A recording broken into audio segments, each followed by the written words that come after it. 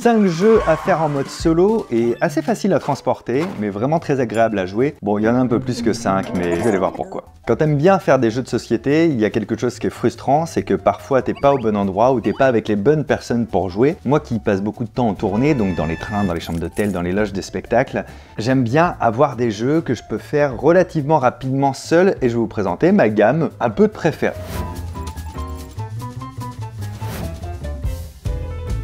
On commence avec One Card Dungeon et son extension. Je vais pas vous refaire tout le topo de ce jeu parce que je l'ai présenté sur cette chaîne-là, sur C'est quand qu'on joue, donc vous pouvez voir la vidéo en entier.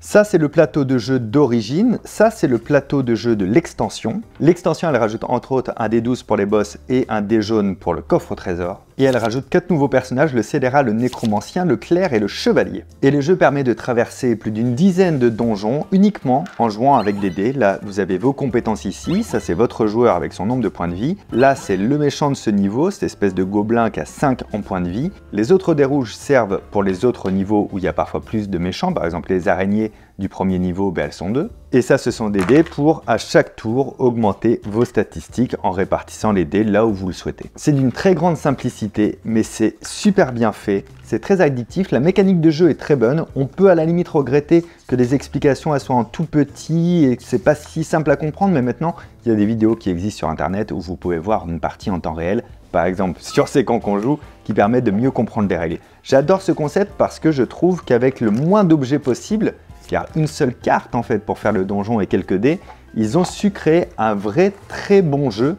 Et l'extension, pareil, c'est pas une extension pour une extension, elle rajoute vraiment des choses avec le système de boss et le système de coffre au trésor. Un jeu de Barney Skinner qui est distribué par Matago.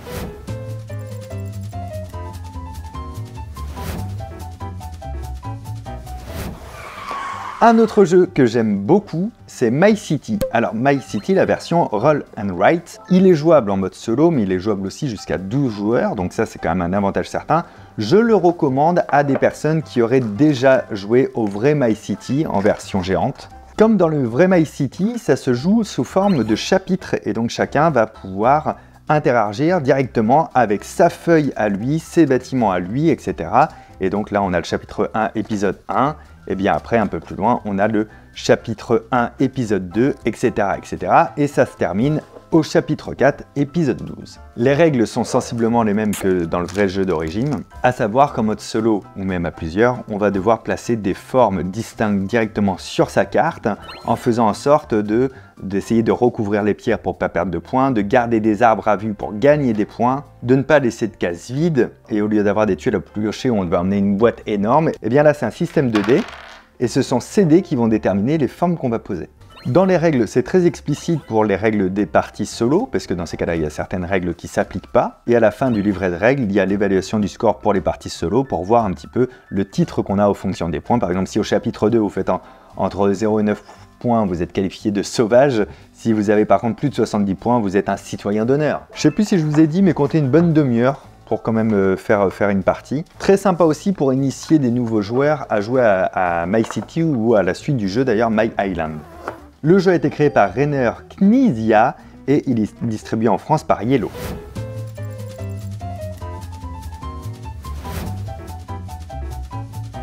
Un de mes chouchous du moment, c'est Palm Island et son extension, ou en tout cas suite dans la même série, Palm Laboratory. Un jeu de John Mietling qui est distribué par Nuts.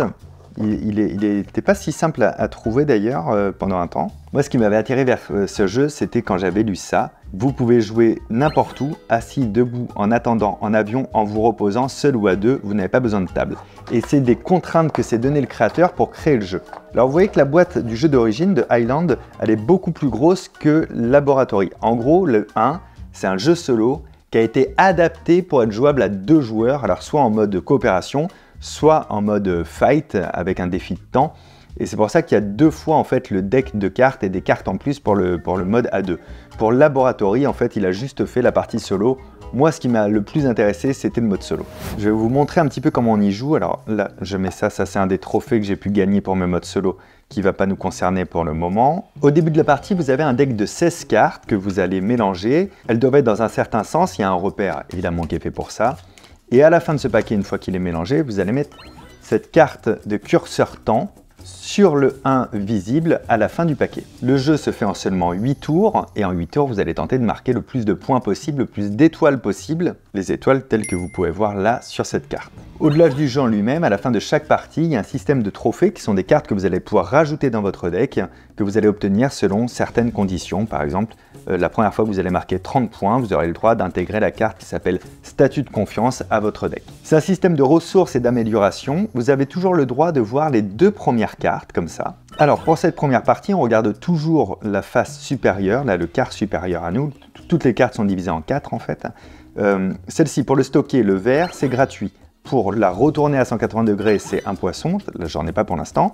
Et pour la faire en flip-flap, il me faut un poisson, j'en ai pas. Donc je la stocke, ça veut dire que je la bascule à 90 degrés et je la mets ici. La carte suivante, je pourrais la stocker pareil, je peux stocker jusqu'à 4 ressources, mais je vais plutôt améliorer cette carte. Je vais consommer ce poisson, donc je bouge pas l'endroit où il est, mais je le rétablis. Et donc en consommant ce poisson, j'ai le droit par exemple de la retourner comme ça la carte, ce qui veut dire que maintenant ça me donnera 2 poissons, et je la passe ensuite derrière. Là maintenant celle-ci c'est du bois, je vais le stocker. Le logement, je ne peux pas l'améliorer, il me faudrait un poisson en plus. La carrière non plus, donc elle je passe. Elle, pour l'instant je le passe. Elle, pour l'instant je le passe aussi. Eh ben non, je vais d'abord aller stocker celui-ci. Et en stockant celui-ci, je me rends compte que par contre je peux améliorer le marché en consommant un de bois ou un de poisson. Tiens, je vais consommer un de bois que je rétablis. Et le marché du coup, j'ai le droit de le stocker, cette pierre-là, puisque j'ai dépensé un de bois et je la stocke ici. Le fabricant d'outils, je peux pas, ça je peux pas, donc je passe. Là je peux pas, là je peux pas, donc je passe. Là je peux rien en faire pour l'instant, donc je passe. Au départ, on passe pas mal de temps à améliorer son matos. Pas été très chanceux dans le mélange. Là j'ai celui-ci, je peux l'améliorer avec un bois et un poisson, c'est ce que je vais faire. Donc je rétablis le poisson, je rétablis le bois, et donc celui-ci, comme j'ai payé ce qu'il y avait pour faire ce geste-là, je fais ça. Donc maintenant, ce bois va me rapporter toujours un de bois, mais en plus de ça, il va me rapporter une étoile à la fin de compte. Celui-ci, je la passe, et là, je viens de faire un tour entier. Donc j'arrive sur la carte du compteur de tours, et on me dit que pour le 1, là, il faut que je la retourne complètement. Et bien maintenant, je passe au 2, et je le mets derrière. C'est vraiment aussi bête que ça, et ça fonctionne vraiment bien. Au bout d'un certain temps, on se lasse, les parties elles durent un quart d'heure environ. La mécanique étant toujours la même, il arrive au bout d'un moment de se lasser, de délaisser le jeu. J'ai essayé récemment du coup de m'attaquer à Laboratory. Là c'est un autre univers, hein, c'est un truc de fou scientifique. On n'a pas le même système de temps. Le temps, on va le réguler avec une carte spéciale qui va bouger au fur et à mesure, qui est le niveau de danger, qu'il va falloir faire baisser régulièrement parce que sinon, de lui-même, il va monter de plus en plus fort. Et après, quand il monte complètement, la partie est terminée et on a une défaite.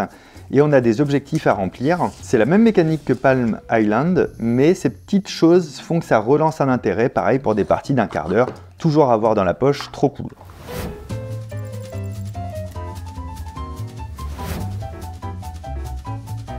En quatrième jeu, je vous ai fait un petit panache, mais c'est ce qui se rapproche des enquêtes ou des escape games. Dans la série, il y a les Unlock. Alors les Unlock, en temps normal, c'est des boîtes plus grosses, mais ils ont sorti les versions comme ça, très transportables, qui reprennent la même aventure. On télécharge en plus une application, on peut le faire à plusieurs. Les parties durent une trentaine de minutes. C'est un vrai petit escape game, c'est très chouette. Dans le même genre très chouette, mais sans avoir besoin d'application, il y a les Exit, qui fournissent plus de matériel que les Unlock, même s'ils n'ont pas d'application. Celui-ci, la Maison des Énigmes, c'est une version très débutante, excellent pour les personnes qui n'en ont jamais fait. Un peu plus long quand même à terminer que le Unlock qui met une demi-heure, là il faudra compter 45 bonnes minutes. Unlock, c'est produit par Space Cowboy.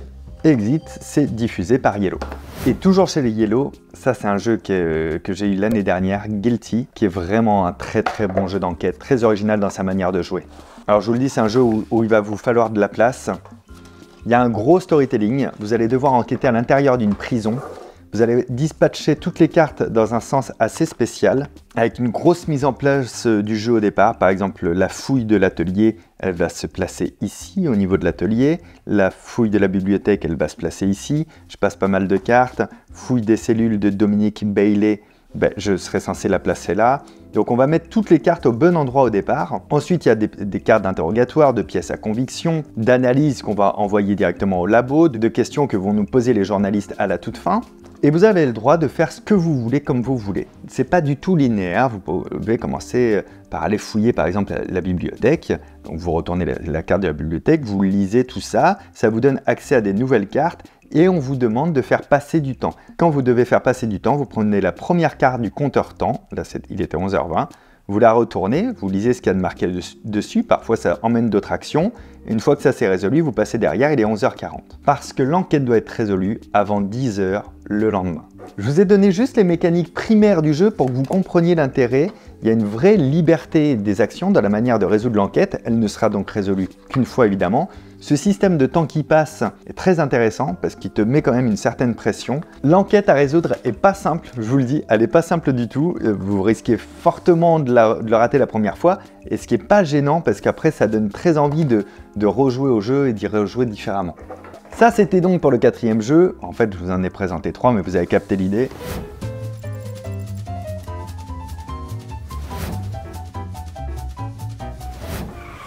Dernier jeu moins connu, peut-être vous connaissez, Goblivion. Alors ça c'est un jeu qui a été créé par Jean-François Gauthier en autoproduction au total. Donc c'est lui-même qui le produit et qui le diffuse. Il peut se jouer en coop, franchement jouez-y en mode solo. La définitive édition, c'est celle que j'ai, c'est pas mal parce qu'elle a l'édition normale du jeu et elle a aussi un mode campagne. C'est un deck builder mais qui est très bien pensé. Cette tuile-là, on va pas s'en servir, elle est pour le mode coop.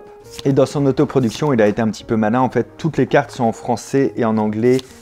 Toutes les tuiles sont en français et en anglais. Donc, il faut juste faire gaffe quand on pose tout ça au départ. Vous avez un château fort dans lequel vous allez avoir beaucoup de paysans qui vont être rangés dedans. Vous allez choisir le roi avec lequel vous allez jouer. Je vous donne pas tous les détails, on ne fait pas une partie entière.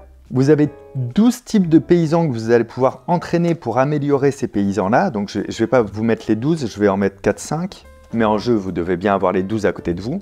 Des boss que vous allez devoir combattre, qu'on va ranger ici. Et enfin, des ennemis que vous allez devoir combattre, là, le gobelin vachelier, qui vont être ici et qui, à chaque tour, vont avancer. C'est-à-dire qu'une fois que j'aurai fait mon premier tour de jeu, eh bien, ils vont avancer d'un cran. À mon deuxième tour de jeu, ça va encore avancer. Troisième tour, ça va avancer. Quatrième tour, ça va avancer. Et la situation maximum, c'est d'en avoir 3 aux portes du château et 3 comme ça qui sont en train d'avancer. Vous avez un système de ressources, c'est juste les points qui sont positionnés ici. Au début de chaque tour, vous allez entraîner un paysan. Alors entraîner un paysan, ça veut dire que par exemple, moi j'ai envie d'avoir un archer, donc je mets ce jeton sur l'archer. L'archer en tout cas, ça c'est la manière de l'entraîner. Il faut d'abord que je pioche 3 cartes, donc je pioche le bûcheron, une épée et un gentilhomme. Alors parfois ils ont des effets, ce qui n'est pas le cas ici.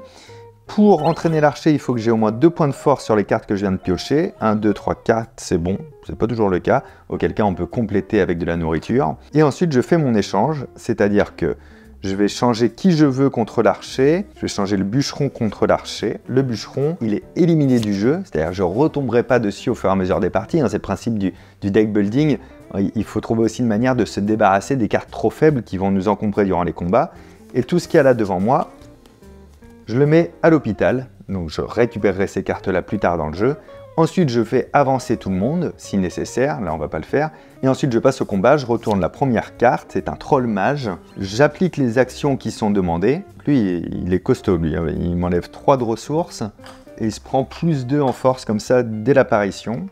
Il me demande de piocher 4 cartes, donc je pioche 4 cartes. J'applique les effets de mes cartes s'il y en a et si j'ai envie de le faire, ce qui n'est pas le cas. Je totalise mon score, pas terrible cette histoire. Mon score, il est de 0 plus 1 plus moins 1 plus 0, je suis à 0. Lui, il est à 12. Donc là, je me prends 12 points en moins dans la tête en termes de ressources. Bon là, autant vous dire que je suis en train de perdre la partie, mais c'est impossible de la situation du jeu de tomber sur un gars aussi fort. C'était juste pour vous faire voir la mécanique. Dites-vous qu'une partie, là, ça dure à peu près une demi-heure environ. Sauf pour la première fois où je vous conseille de prévoir 1 heure, 1 heure et demie pour avoir le temps de lire les règles tranquillement, de bien les comprendre, de les assimiler, de faire la mise en place. Une fois qu'on y a joué une fois, c'est très simple à retenir.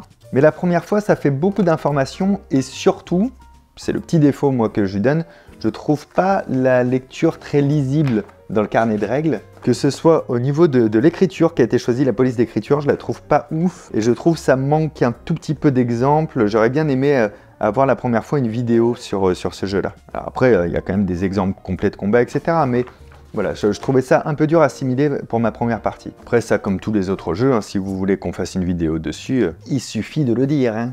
Globivision, encore une fois, je vous recommande la version que j'ai là, la définitive édition, pour avoir en même temps le mode campagne qui est très sympa. On termine en faisant le point, ultra facile à transporter, le Palm Island, parce que vous n'avez pas besoin de toute la boîte, ou le Palm Laboratory, le One Card Dungeon aussi, parce que là il y a une grosse boîte pour pas grand chose finalement, et les Unlock dans cette version là, qui peuvent se jouer rapidement et qui restent transportables, My City en priorité, Exit en deuxième, et Guilty, là il faut vraiment de la place pour jouer, c'est pas si simple, et le moins transportable du mode solo que je viens de vous faire voir aujourd'hui, c'est Globivion, ou Globivion, où là il faut de la place, l'envie, et ça prend quand même un peu de matos. J'espère que cette vidéo vous a plu, pensez à vous abonner à cette chaîne YouTube C'est Quand qu'on joue, et aussi au compte Instagram qui est associé, parce que souvent on fait gagner certains de ces jeux sur le compte Insta. À très bientôt, ciao.